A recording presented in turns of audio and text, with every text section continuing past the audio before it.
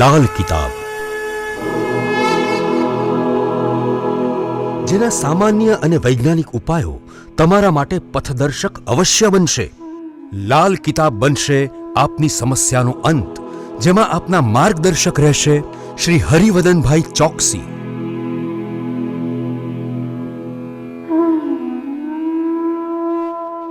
નમસ્કાર મિત્રો, હું હરિવદન ચોકસી આપ સૌનું સ્વાગત કરું છું. મિત્રો, આજના વિડીયોમાં આપનું ખૂબ ખૂબ સ્વાગત. મિત્રો, અત્યારનું જે આપણું સામાજિક વાતાવરણ છે એટલું બધું દૂષિત થઈ ગયું છે, જેને સુધારવાની ખરેખર જરૂરિયાત અત્યારે દેખાય છે. અત્યારે આપણે સમાજમાં નજર કરીએ તો દરેકને સહેલાઈ જોઈએ છે. કોઈ પણ કામ સહેલાઈથી થતું હોય તો એ માણસ પોતાના ટેબલ પરથી કે ખુરશી પરથી ઊભા થવા તૈયાર નથી. નોકરી જોઈએ છે તો ટેબલ ખુરશી એસીવાળી જોઈએ છે. કંઈક કામ કરવું છે તો કે ભાઈ બેસીને હું કરી શકું એ કામ લાવો. મહેનત કરવી નથી, અને મહેનત જેને કરવી નથી તેની પાસે શું હોય? દરેક વ્યક્તિ તો એક જ જગ્યાને કાબેલ નથી હોતો ને, એને જીવનમાં કંઈક કરવું પડે છે. જીવનમાં અગવડતા છે, સગવડતા છે, એને આપણે દરેક વખતે મેન્ટેન નથી કરતા. કોઈક વખત સગવડમાં જીવન જીવી લઈએ, કોઈ વાર અગવડ પડી તો આપણે અકળાઈ જઈએ છીએ કે ભાઈ આ કેમ ચાલે, આવું નહીં ચાલવું જોઈએ. અને જીવનને બહુ સરસ રીતે સમજવાની જરૂરિયાત છે. જ્યાં સુધી તમે કોઈ કામ નથી કરતા, કોઈ કર્મ નથી કરતા, ત્યાં સુધી તમને એનું વળતર મળતું નથી. આગળ મેં એક વાર્તામાં કીધેલું ને કે ભાઈ માળા કરવી, 100 માળા કરવાથી ભગવાન નથી મળી જતું. સત્કર્મ કરવો, સારું કર્મ કરો, ભગવાન મળવાના છે. તો આજની વાર્તા છે ને, આજની વાર્તામાં કંઈક એવું છે કે જો માણસ ધારે તો બધું જ કરી શકે છે. સફળતા સુધી પહોંચવા માટે કર્મ કરવું પડે, મહેનત કરવી પડે, અને દિમાગથી મહેનત કરીએ તો પણ આપણે બહુ જલ્દી સફળતા મળે. તો મિત્રો, ઘણી વખત આપણે હિંમત હારી દઈએ, મહેનત કરવાનું માંડબાડ કરી દઈએ તો સફળતા નથી મળતી.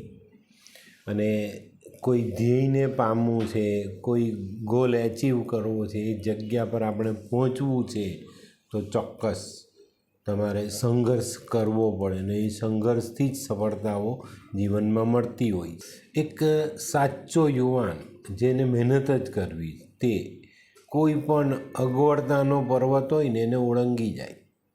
ચોક્કસ, ભલે ને ગમે તેટલી અગવડ પડે, ગમે એટલી મુશ્કેલીઓ આવે, વિઘ્નો આવે, અવરોધ આવે, પાર કરે. અને આને સમજવા માટે છે ને આજે એક બહુ સરસ વાર્તા આપણે સાંભળીએ. કેનેડા જેવા દેશમાં એક બાળક હતો. એ કેન્સરનો ભોગ થયો, અને કેન્સર થયું એના પગના ભાગે. કંઈક વાગ્યું હોય ને એમાંથી આપણો ઘા સડી જાય ને એનાથી આપણે જે પેલું અલ્સર હોય તે સારું ન થતું હોય ત્યારે એ કેન્સરમાં રૂપાંતરિત થાય. હવે ડાક્ટરોએ એની ટ્રીટમેન્ટ કરતાં એવું નક્કી કર્યું કે ભાઈ આ કેન્સર આગળ ન વધે એના માટે એનો પગ કાપી નાખીએ તો આ બાળકને બચાવી શકાય. તો ડાક્ટરોએ એનો પગ કાપી નાખ્યો. બહુ નાની વયમાં પગ ગુમાવવાથી બાળક બિલકુલ નિરાશ થઈ ગયો ને એને એવું લાગ્યું કે મેં દુનિયા ગુમાવી દીધી, મારું જીવન કેવી રીતે ચાલશે. એક પગ ગુમાવવાથી બાળક ખૂબ નિરાશ થઈ ગયો. એ હોસ્પિટલમાં હતો ને ત્યારે એને એક શિક્ષક એની ખબર લેવા આવ્યા અને એક સામયિક સાથે લાવેલા. શિક્ષકે એને સામયિક આપ્યું ને એને કીધું કે બેટા, અહીંયા પલંગ પર સૂતા સૂતા તમે આને વાંચો, એનાથી તમને કંઈક સારી શીખ મળશે. અને એ સામયિકમાં એક નાનો લેખ હતો. એક પગે અપંગ હોવા છતાં ન્યૂયોર્ક મેરેથોન પૂરી કરનાર ડિક ટોમની જીવન કહાની આ સામયિકમાં છપાયેલી હતી. બાળકે ડિક ટોમની આત્મવિશ્વાસની કથા વાંચી. એમાંથી પ્રેરણા લઈને બાળકે પણ એવું કંઈક વિચાર્યું કે મારે પણ કંઈક નવું કરવું જોઈએ, કારણ કે એ જ હોસ્પિટલમાં કેન્સરથી પીડાતા ઘણા બધા બાળકોની વ્યથા એને જોયેલી અને એને એવું નક્કી કર્યું કે આ જે બાળકો પીડાય છે એના માટે મારે $1 મિલિયન ભંડોળ ભેગું કરવું છે અને આ $1 મિલિયન ભેગા કરવા માટે હું આખા કેનેડામાં દોડ લગાવીશ. એનો તો એક પગ કપાઈ ગયેલો, છતાં પણ એને એની ટ્રીટમેન્ટ પૂરી થયા પછી બનાવટી પગનો સહારો લીધો. કૃત્રિમ પગ જે આપણે કહીએ ને, આપણે બનાવી છે હમણાં પેલા લાકડાને એના તેનામાંથી બનાવીને, એવો પગ એને પહેર્યો. શરૂઆતમાં ખૂબ તકલીફ પડી, ખૂબ દુખાવો, ખૂબ પીડા એને અનુભવી. ખૂબ પ્રયાસ કરે ત્યારે રોજનું 1 કિલોમીટર માંડ એ દોડી શકે, અને એને દોડવું હતું આખું કેનેડા. ઘણી બધી તકલીફ, ઘણી બધી પીડાઓ ભોગવતા એને પોતાનો અભ્યાસ વધાર્યો. ઘણા લાંબા સમય પછી એ ધીરે દોડતા રોજના 20 માઇલ જેટલું એ દોડતો થયો. જો એને પીડા કે તકલીફને જીવનમાં જોડીને હાર માની લીધી હોત તો એ 20 માઇલ નહીં, 2 માઇલ પણ નહીં દોડી શકતે. પણ એને બધી વસ્તુ, બધા વિઘ્ન, તકલીફોનો સામનો કરતાં રોજના 20 માઇલ એ દોડી શકે એ રીતની પ્રેક્ટિસ એને પૂરી કરી. 1980ના એપ્રિલ મહિનામાં એને પોતાનું સ્વપ્ન પૂરું કરવા માટે દોડની શરૂઆત કરી. આ દોડને એને નામ આપ્યું મેરેથોન ઓફ હોપ,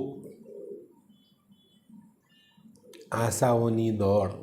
કૃત્રિમ પગ સાથે શરૂ થયેલી આ દોડ સતત 143 દિવસ ચાલી અને રોજનું સરેરાશ 23 માઇલ અંતર એને કાપ્યું. કેન્સર પીડિત બાળકો અને બીજા કેન્સરના દર્દીઓને રાહત આપવા માટે શરૂ થયેલો આ મહાયજ્ઞ, બાળકના પ્રયત્નથી શરૂ થયેલી આ આખી યોજના, અને એનું પરિણામ શું આવ્યું? એનો ટાર્ગેટ હતો $1 મિલિયન. તેની જગ્યા પર 24 મિલિયનનું ભંડોળ આ બાળકે ભેગું કરી દીધું. એને નક્કી કરેલા લક્ષ્યાંક કરતાં 24 ગણું વધારે ભંડોળ પ્રાપ્ત થયું. અને આ કામથી આ બાળકે લોકો માટે એક ઉત્તમ ઉદાહરણ પૂરું પાડ્યું. અને મિત્રો, આ ઉદાહરણ પૂરું પાડનાર માણસ હતો જગ પ્રસિદ્ધ કેનેડિયન ટેરી ફોક્સ. તો મિત્રો, સલામને પાત્ર છે આ માણસ. આપણામાં બી કહેવત છે કે મન હોય તો માળવે જવાય. તમે નક્કી કર્યું કે મારે આ ગોલ પ્રાપ્ત કરવો, ઊંચાઈ પ્રાપ્ત કરવી, સક્સેસ મેળવવી છે, સફળતા મેળવવી છે, પાસ થવું છે, વૈજ્ઞાનિક બનવું જ, પાયલોટ બનવું જ, સૈનિક બનવું જ, શું બનવું જ, આપણી પર આધાર છે. આપણે એ તરફ ચાલવું પડે, મહેનત કરવી પડે, અવરોધોનો સામનો કરીને આગળ જવું પડે, અને મન હોય તો માળવે જવાય. આ કહેવત ટેરીએ જીવીને બતાવી. મિત્રો, સંકલ્પને સિદ્ધ કરવો હોય ને તો જાતને એમાં હોમી દેવી પડે. અને જે દિવસે તમે જાતને હોમી દેશો એ દિવસે તમારો સંકલ્પ ચપટીમાં પૂરો થાય. કરવું પડે છે. એક શાયર એવું લખ્યું છે, मिटा दे अपनी हस्ती को अगर कुछ मर्तबा चाहिए, दाना खाक में मिलके गुले गुलजार होता है. કંઈક મેળવવું છે તો પોતાની જાતને હોમવી પડે. ને કેટલું સરસ કીધું, દાના ખાક મેં મિલકે ગુલે ગુલजार હોતા है. આનો અર્થ શું? મિત્ર, એક બીજ માટીમાં ચાલ્યું જાય છે, એક દાણો અંદર ચાલ્યો જાય, છોડ ઉગે ને એની પર ઢગલો અનાજ થાય છે, થાય. પણ એ દાણો જ્યારે જમીનમાં જાય છે ત્યારે જ એ જો આપણી બરણીમાં કે આપણા ભંડારમાં પડી રહે તો નથી થવાનું. તો પોતાની જાતને હોમશો, પોતાની જાતને ઘસશો, પોતાની જાતે મહેનત કરશો, તમારા હાથ પગ ચલાવશો, તમારું દિમાગ ચલાવશો, તો તમે પણ ગુલમાંથી ગુલજાર બની જાઓ. ઘણું બધું મેળવી શકીએ છીએ આપણે આપણી જાતે. જ્યાં ઉદ્યમ એટલે પુરુષાર્થ, સાહસ, ધીરજ, બુદ્ધિ, શક્તિ અને પરાક્રમ, આ 6 ગુણ તમે કેળવી લો ને તો નસીબે તમને સાથ આપવો જ પડે, નહીં ચાલે. નસીબથી દૂર રહેવાય જ નહીં, એને આવવું જ પડે ને ચમકવું જ પડે. તો મિત્રો, બહુ જ સરસ વાતો છે. આ 6 ગુણ પણ જો તમે તમારામાં ઉમેરી દેશો ને તો પણ તમે નસીબને પામી લેશો ને જીવનમાં કંઈક કરી શકશો. પણ બધામાં તમે મર્યાદા બતાવો છો. પુરુષાર્થ, શારીરિક શક્તિ નથી. સાહસ, હું કરી નથી શકતો, મારામાં હિંમત નથી. ધીરજ, રાખી નથી શકતા, કાલે મળવાનું તે આજે મેળવું જોઈએ. બુદ્ધિ છે તો વાપરવી નથી. શક્તિને વધારવી નથી, શક્તિને વાપરવી નથી, કંઈ નથી થવાનું. અને પરાક્રમ, ચોક્કસ કરવું જ પડે તો જ મળે ને. હિંમત દાખવવી પડે, કંઈક કરવા માટે જોખમ લેવું પડે. સાયકલ શીખવી છે તો 4 વાર પડવું પડે. આપણે તો ઇલેક્ટ્રિક સાયકલ જોઈએ કે ઉપર બેઠો ને સ્વિચ દબાવે એટલે હું ચાલ્યો. તો મિત્રો, આજના બાળકોનું જે કલ્ચર છે ને એ અહીંયા અટકી જાય છે.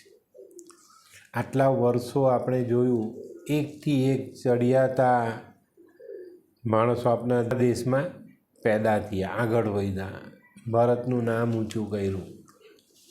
અત્યારે બધાને શોધવા પડે છે, નાખવા પડે, જબરજસ્તી કરવી પડે છે. ના, તમારું જમીર જાગશે તો તમે એક સારા સફળ વ્યક્તિ બની જ શકો છો. તમે જાગશો તો જ, નહીં તો નહીં. તો મિત્રો, આજની વાર્તા ગમી તો લાઈક કરો, શેર કરો. યુટ્યુબ જોનારા શેર કરે અને સબસ્ક્રાઈબ કરે. હું હરિવર્ધન ચોકસી આપ સૌની રજા લઉં. ફરી મળીએ નવા વિડીયોમાં નવી જાણકારી સાથે. તો ચાલો બદલીએ જિંદગી. નમસ્તે.